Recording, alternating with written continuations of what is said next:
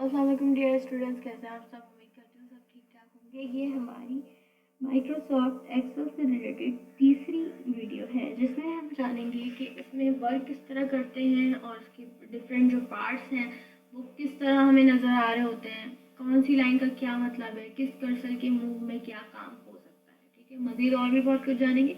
Video को last तक देखिएगा, पसंद आए तो लाइक कीजिएगा, सब्सक्राइब कीजिएगा और कमेंट में जाकर मुझे बताइएगा कि ये वीडियो आपके लिए यूज़फुल रही या नहीं रही। ठीक है, उसके बाद हमने पिछली वीडियोस में देखा था कि इस पार्ट को हम क्या कहते हैं। इस पार्ट को हम कहते हैं रिबन।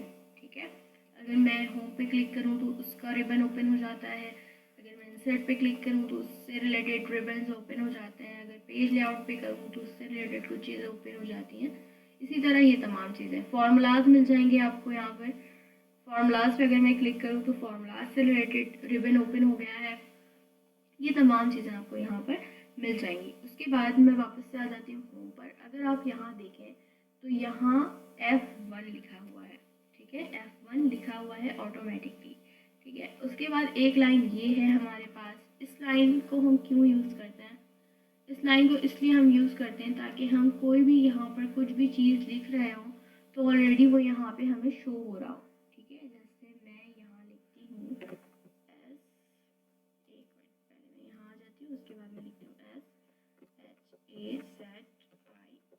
ठीक है, आपको किसी भी पार्ट में किसी भी लाइनिंग में कुछ लिखना हो तो आपने पहले उसको सिलेक्ट करना होगा।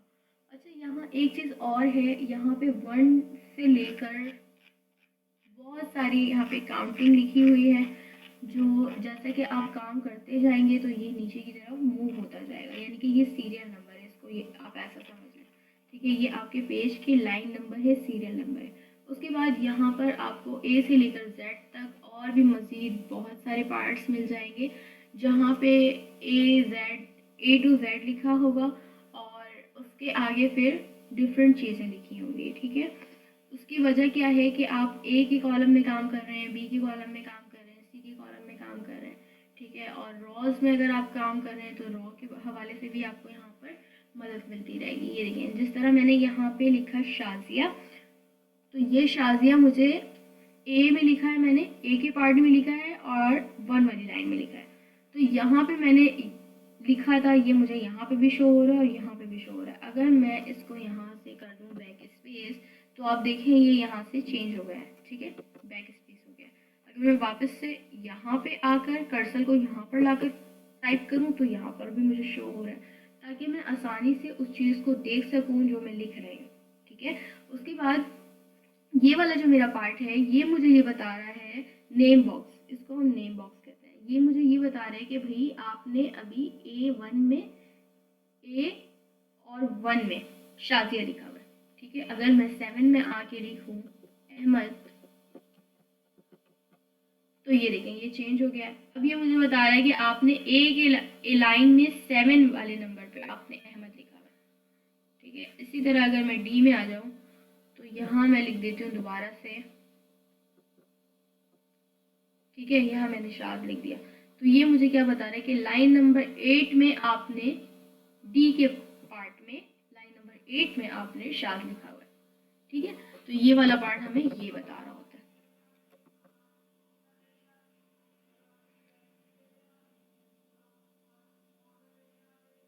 ओके, सो उसके बाद यहाँ पर एक शीट का ऑप्शन आ रहा है। अगर आप अभी पहली शीट पे काम कर रहे हैं तो यहाँ पे शीट 1 है।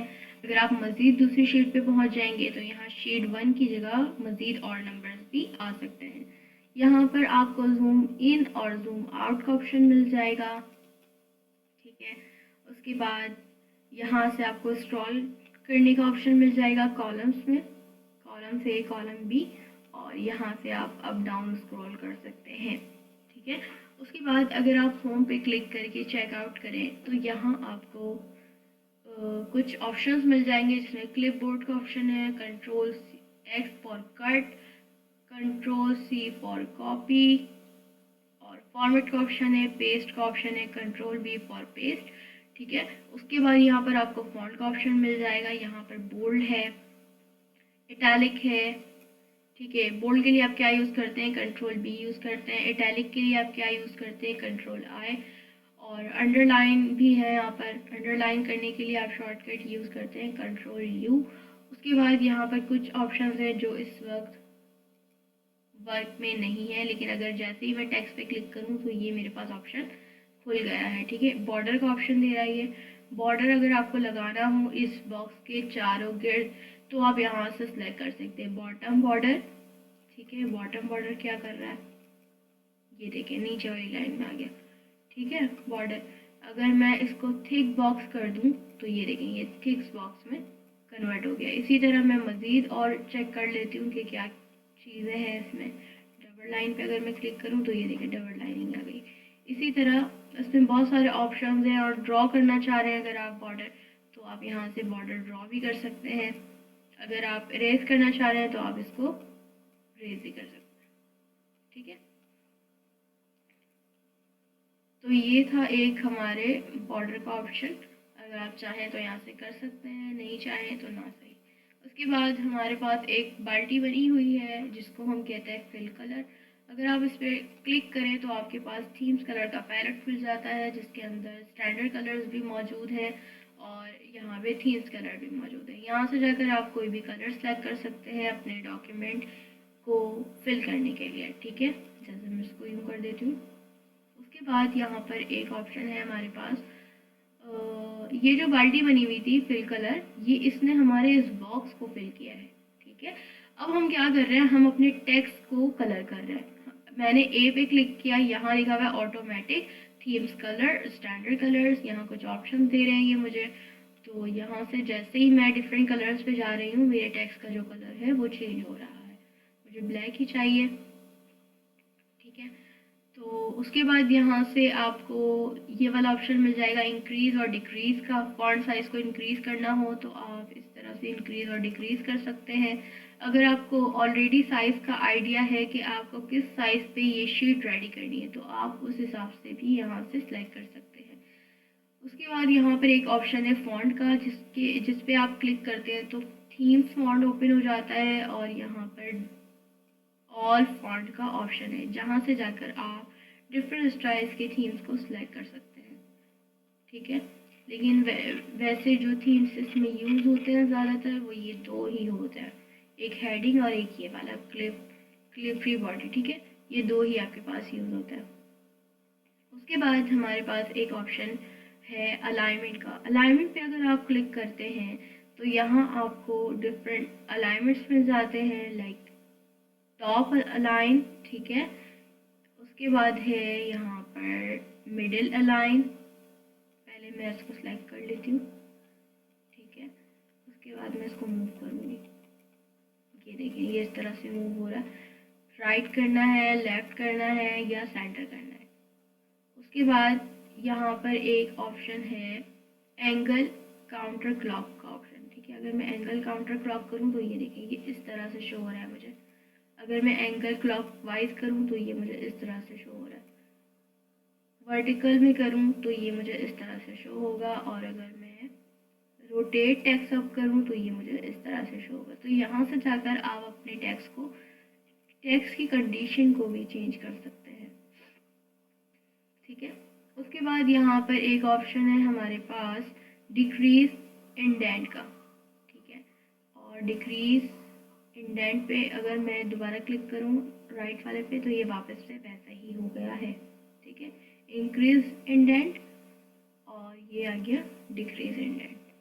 राइट टू लेफ्ट ये स्पेस छोड़ रहा है। उसके बाद हमारे पास रैप टेक्स्ट का ऑप्शन, अगर मैं इस पर क्लिक करूँ तो ये अभी फ़िलहाल वर्क नहीं कर रहा, लेकिन आगे जाकर हम इसको ज़रूर देखेंगे कि इसमें और इसमें क्या फ़र्क है। ठीक है, रैप टेक्स्ट हम क्यों यूज़ करते हैं। उसके बाद हमारे पास है मर्ज एंड सेंटर। अगर आपको दो लाइन्स को मर्ज करना हो तो आप क्या कर सकते हैं, आपने जाना है मर्ज सेंटर पे। ठीक है, मर्ज सेंटर में जाने के बाद आपने सेलेक्ट कर लेना है कुछ लाइन्स को और यहाँ से आकर कर देना है मर्ज। तो ये जो हमारी लाइन है ये एक मतलब कि एक ही लाइन में कन्वर्ट हो गई है, मर्ज हो गई है आपस में। ठीक है, पहले ही हमारे पास लाइन्स आ रहे थे, अब हमारे पास लाइन नहीं आ रहे हैं। अब ये जो लाइन है ये पूरी लाइन, ये पूरे जो कॉलम्स और रॉ है हमारे पास 1 के ABC से लेकर H तक ये तमाम के तमाम जो है वो मर्ज हो चुके हैं। ठीक है, आपने करना क्या है, बस सेलेक्ट करना है जितने भी पार्ट को आप मर्ज करना चाह रहे हैं। उसके बाद आपने आना है मर्ज सेंटर में और मर्ज एंड सेंटर कर देना है। ठीक है, तो ये जो हमारी लाइन है ये हो जाएगी मर्ज इस तरह से। अब देखिए, ये मैंने इस वाले पार्ट पे कलर किया था, ये तमाम के तमाम पे अप्लाई हो गया है और इसका जो टेक्स्ट है वो यहाँ टॉप पे यानी कि सेंटर में आ गया है मेरे पास। इसी तरह मैं इसको भी सिलेक्ट कर लेती हूँ। ठीक है, इस तरह से कुछ ज़्यादा लाइंस को सिलेक्ट करके यहाँ से मैं इसको कर देती हूँ मर्ज सेंटर। ठीक है, तो अब आपको ये वाला पार्ट भी इजीली समझ आएगा। ये देखिए, ये पूरा पार्ट मैंने कर दिया है मर्ज और जो मेरा टेक्स्ट है वो इस वक्त है सेंटर में और नीचे की तरफ बॉटम की तरफ मौजूद है। अगर मैं इसको कर दूँ मिडिल अलाइन तो ये देखें ये बीच में आ गया। इसी तरह अगर मैं इसको कर दूँ टॉप अलाइन तो ये टॉप पे चला गया। ठीक है, तो इस तरह आप अपनी हेडिंग को भी क्रिएट कर सकते हैं इसकी हेल्प से। उसके बाद यहाँ पे कुछ और भी ऑप्शंस हैं। मर्ज एक्रॉस का ऑप्शन है और मर्ज सेल्स का ऑप्शन है, अनमर्ज सेल्स का ऑप्शन है। अगर मैं इसको अनमर्ज करूँ तो ये देखें ये वापस से उसी कंडीशन में आ गया।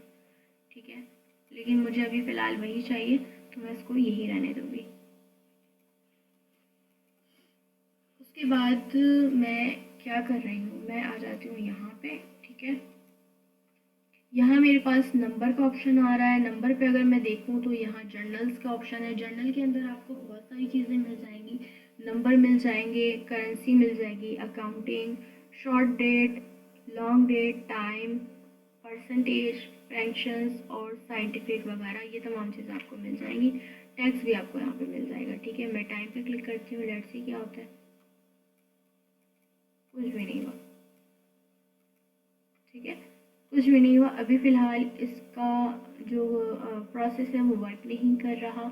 हो सकता है कि हम मज़ीद यहाँ पे काउंटिंग करें, कुछ नंबर्स लिखें तो यहाँ पर ये वर्क करे। अभी फ़िलहाल हम इसको ऐसे ही छोड़ देते हैं।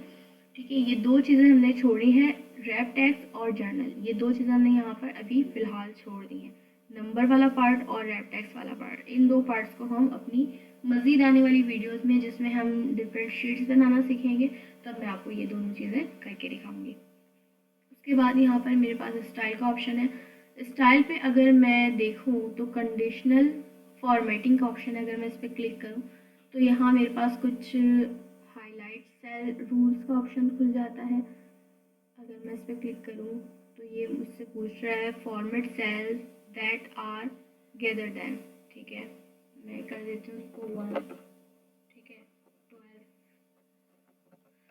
5। तो यहाँ पे ये मुझे कुछ ऑप्शन दे रहा है। ठीक है, कलर्स का ऑप्शन दे रहा है, येलो करना है। ठीक है, तो यहाँ से भी आप इसको चेंज कर सकते हैं।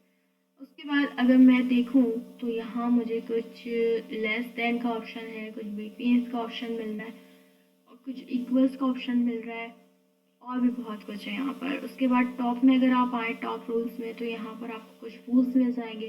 डेटा बार के अंदर अगर आप आते हैं तो आपको कुछ डेटा बार्स मिल जाएंगे। उसके बाद आइकन्स भी यहाँ मौजूद है, डिफरेंट तरह के आइकन्स मिल जाएंगे आपको जिस भी स्टाइल में आपको चाहिए। यहाँ से आप वो भी सिलेक्ट कर सकते हैं। न्यू रूल अगर आप बनाना चाह रहे हैं, लाइक कलर आपने ये चूज़ किया है और 2 कलर्स स्केल बनाया है आपने, तो वो भी आप यहाँ से सिलेक्ट करके, जैसे मैं इसको कर देती हूँ 2 कलर्स, एक कलर मैंने ये वाला चूज़ किया और दूसरा मैंने ये वाला चूज़ किया। तो इस तरह से आप इसको क्रिएट भी कर सकते हैं। ठीक है, न्यू रूल बनाया था मैंने।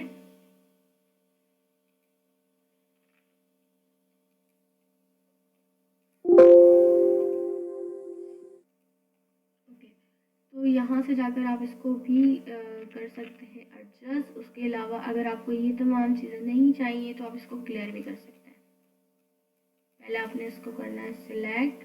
ठीक है, और आ जाना है क्लियर रूल में और यहाँ से आके कर देना है क्लियर, तो ये क्लियर हो जाएगा। ठीक है, उसके बाद मैनेज रूल्स का ऑप्शन है। अगर रूल्स को मैनेज करना हो, कलर्स बॉक्स के मर्ज को आपने कौन सा कलर दिया है, किस सेल को आपने कौन सा कलर दिया है, वो तमाम चीज़ें आप यहाँ से चेंज कर सकते हैं। ठीक है, उसके बाद हमारे पास एक ऑप्शन है फॉर्मेट एज टेबल।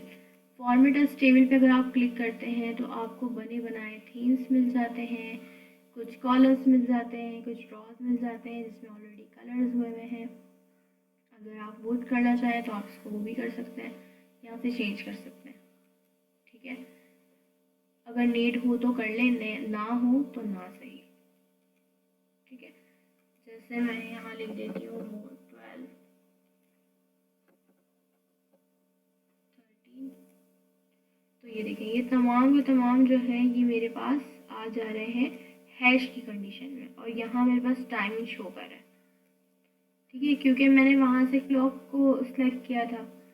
खैर फिलहाल आपको ये अभी समझ नहीं आएगा, आप फिलहाल यहीं पर रहे। ठीक है, फॉर्मेट एस में अगर आप जाएं तो फॉर्मेट में जाकर आप इसको चेंज कर सकते हैं। ठीक है, इसको मैं कर लेती हूँ कंट्रोल Z। ठीक है,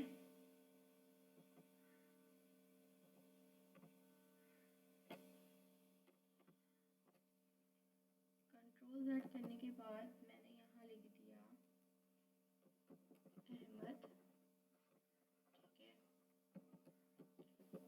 माइक्रोसॉफ्ट एक्सेल क्लास 4। ठीक है, यहाँ मैं कर देती हूँ 5 और यहाँ मैं कर देती हूँ 6। अगर आप गौर करें इस टेबल, इस लाइन पे, तो मैंने यहाँ 040506 लिखा था, लेकिन इसने इसको एक्सेप्ट नहीं किया। क्यों?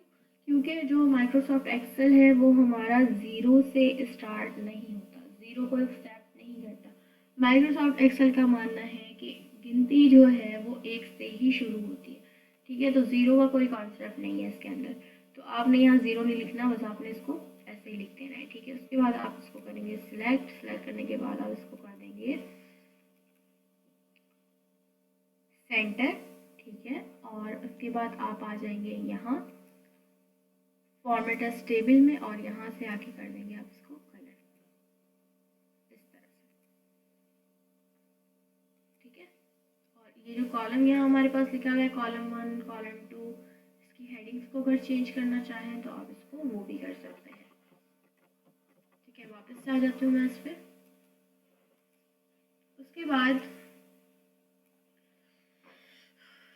सेल स्टाइल है यहाँ पर, अगर आप इस पर क्लिक करें तो यहाँ आपको डिफरेंट तरह के स्टाइल्स मिल जाएंगे। यानी ये पूरा जो सेल है उसके आउटलाइन मिल जाएंगे आपको, और कलर्स मिल जाएंगे, कुछ डिफरेंट हेडिंग स्टाइल्स मिल जाएंगे आपको। ठीक है, तो इस तरह की चीज़ें आपको सेल के अंदर मिल जाएंगी। जैसे मैं इसको कर देती हूँ न्यू। उसके बाद हमारे पास सेल का ऑप्शन है, इंसर्ट सेल का ऑप्शन है। ये जो हमारा बॉक्स है, ये जो डब्बा बना हुआ है, इसको हम कहते हैं सेल। ठीक है, ये कॉल करने वाला सेल भी नहीं है, ये ब्लड वाला सेल भी नहीं है। ठीक है, सेल इसको हम इसलिए कहते हैं क्योंकि ये एक अलग अलग बॉक्सेस हैं और हम उसके अंदर जाकर उस पर काम करते हैं, तो इस चीज़ को सेल कहा जाता है। उसके बाद इंसर्ट सेल यहाँ पर लिखा हुआ है, अगर आप इस पर क्लिक करें और आपने कोई टेबल ड्रॉ किया है, कोई ऐसी चीज़ बनाई है जिसमें मज़ीद आपको सेल्स की नीड है, तो आप यहाँ से उसको इंसर्ट कर सकते हैं। ठीक है, उसके बाद डिलीट करना चाहें तो डिलीट भी कर सकते हैं, फॉर्मेट करना चाहें तो फॉर्मेट भी कर सकते हैं। ये तमाम चीज़ें आने वाली वीडियोस में हम सीखेंगे किस तरह ये काम करती हैं। फिलहाल आप इसका ओवरव्यू ही देखें। यहाँ एडिटिंग पे अगर आप आते हैं तो ऑटो सम का ऑप्शन है, यहाँ पर आपको सम मिल जाएगा, average, count, number, maximum, minimise वगैरह, ये तमाम चीज़ें आपको यहाँ पे मिल जाएंगी। उसके बाद फाइल का ऑप्शन है यहाँ पर। ठीक है, राइट, अप, लेफ्ट। उसके बाद यहाँ पर क्लियर का ऑप्शन है, और यहाँ पर है sort and filters. A to Z आपने जो चीज़ें लिखी हैं वो आपको ए टू जेड चाहिए या जेड टू ए चाहिए, कस्टम सपोर्ट चाहिए या किस तरह भी चाहिए, वो आप यहाँ से सिलेक्ट कर सकते हैं। फाइंड एंड सेलेक्ट का ऑप्शन है यहाँ पर, ये बहुत काम आती है जब आपने इस शीट पे काम किया हो और आपने 100-200 से ज़्यादा कोई चीज़ लिख ली हो और आपको किसी स्पेसिफिक पार्ट पे जाना हो, तो आप यहाँ से जाकर फाइंड कर सकते हैं और सिलेक्ट कर सकते हैं। गो टू पे जाकर डायरेक्ट उसको टाइप करके भी आप उस पर जा सकते हैं। वैसे गो टू की जो शॉर्ट की है वो यहाँ पर है control G for go to, ठीक है। ये तमाम चीज़ें आप यहाँ से कर सकते हैं, और भी बहुत कुछ है इसके अंदर। मज़ीद वीडियोज़ में हम इसको सीखते रहेंगे आहिस्ता आहिस्ता कि इसमें और क्या क्या चीज़ें मौजूद हैं। फ़िलहाल इस वीडियो में इतना ही। अब तक जो मैंने आपको पढ़ाया और समझाया इनको आपने याद रखना है, प्रैक्टिस करनी है और ट्राई करके देखना है इन तमाम चीज़ों को जो कि मैंने आपको करके दिखाया है, और कमेंट में अपने एक्सपीरियंस को शेयर करना है, वीडियो को लाइक करना है, सब्सक्राइब करना है और दूसरों के साथ शेयर करना है। अपना बहुत सारा ख्याल रखिएगा। मिलते हैं नेक्स्ट वीडियो में। अल्लाह हाफिज़।